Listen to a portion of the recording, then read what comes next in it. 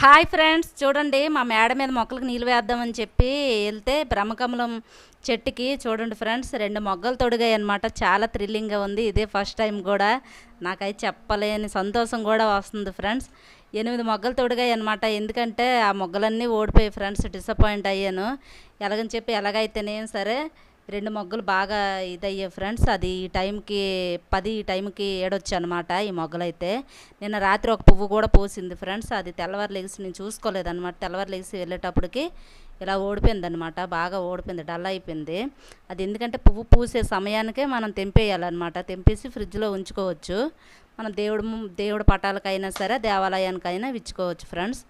చూడండి, ఈ మొగ్గ ఒకటి ఉంది. ఒక 5 రోజులు పడుతుంది ఈ మొగ్గ వీడితప్పుడు పువ్వు.